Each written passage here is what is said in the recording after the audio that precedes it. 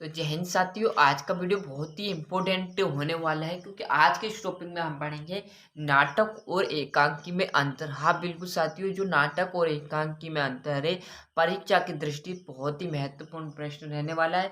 तो यहीं पर आपको 2 मिनट में यहीं पर पूरा नाटक और एकांकी मतलब 4 नंबर आपके यहाँ से मैं कवर करा दूंगा। तो बिना देरी किए फटाफट हम पहले जो अंतर है उस पर पहले अंतर पर चलते हैं। इस तरह का आपको देखना है नाटक और एकांकी में निम्न अंतर है। इसे आपको हेडिंग डालनी परीक्षा में मैं बता रहा हूँ। जैसे इसे नाटक और एकांकी लिख लेना है। फटाफट आप देखोगे तो नाटक दृश्य काव्य का विस्तृत रूप है और एकांकी दृश्य काव्य का छोटा रूप है। आपको यही समझाऊंगा, आप ध्यान से देखना। क्या है नाटक दृश्य का विस्तृत रूप है। अब आपने नाटक की परिभाषा देखी होगी। जो नाटक है हमारी धारावाहिक है, मतलब वो 2 साल 3 साल तक मतलब लगातार चलती ही रहती है। यही तो कह रहा है नाटक दृश्य मतलब आपको नाटक देख रहे हैं वो उसका क्षेत्र क्या बड़ा रहेगा, मतलब वो सालों तक चलते रहेगी। नाटक आपने देखी होगी। एकांकी मतलब एक शब्द वाले अंक को एकांकी कहते हैं। आपने परिभाषा भी मैंने डाली हुई, नहीं देखी तो देख लीजिए, और देख ली होगी तो आपको पता होगा कि एकांकी किसे कहते हैं। एक अंक वाले भाग को एकांकी कहते हैं और नाटक को विस्तार मतलब बड़े बड़े को नाटक कहते हैं। और देख लीजिए आप यहाँ पर एकांक दृश्य काव्य का छोटा रूप मतलब एकांक मतलब 1 घंटे आधे घंटे की आपकी एकांकी रहती, तो यहाँ पर इसका रूप ही छोटा होगा क्योंकि आधे घंटे का इसका रूप छोटा होगा। और ये आपकी 2-4 घंटे से चलती रहती है तो सालों तक भी चलती ही रहती है। तो इसका क्षेत्र विस्तृत रहता है और इसका क्षेत्र छोटा रहता है। दूसरे की ओर चलते हैं। नाटक में अनेक अंक होते हैं, मतलब आपका एक ही जो पॉइंट है स्टार्टिंग का, इसी से आपके 5 पॉइंट में कवर करा दूंगा। यहीं पर आपको ध्यान से देखना है। अब देखना है नाटक दृश्य काव्य का विस्तृत मतलब बड़ा रूप है। तो इसमें में नाटक में अनेक अनेक अंक होते हैं। यहाँ पर आपको लिखना है नाटक में अनेक अंक होते हैं।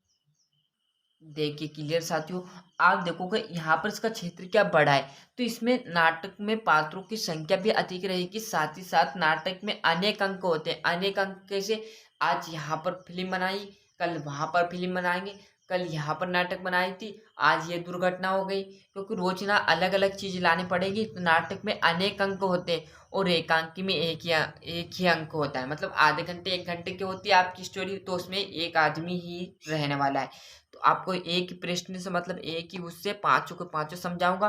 तो नाटक में अनेक अंक होते हैं, एकांकी में एक अंक होता है। दूसरा देखोगे, तीसरा आपका नाटक नाटक में कथानक में फैलाव और विस्तृत रहता है। मतलब फैलाव और विस्तृत रहता है मतलब कैसा, आप देखोगे इसमें अनेक अंक रहते हैं। इसका आकार का क्या है, दृश्य का भी विस्तृत मतलब बड़ा है, तो इसका फैलाव भी बड़ा होगा। समझ रहे हो मैं कहना क्या चाह रहा हूँ कि इसकी कथा मतलब कथा, फिर बोल रहा हूँ नाटक आधे 2 साल तक चल रही है तो इसकी कथा भी रहेगी, जो रहेगी लंबी रहेगी मतलब बड़ी रहेगी। विस्तृत मतलब आपका बड़ा, फैलाव मतलब चलती रहेगी भैया 2 साल तक। और एकांकी भैया आधे घंटे की रहती तो छोटी रहेगी। तो इसके कथानक कथानक में घनत्व होता है मतलब छोटा होता है। तीन हो चुका आपके। चौथा देखोगे, नाटक में प्रस्तुत कथा के साथ साथ गौण कथाएं भी जुड़ी होती।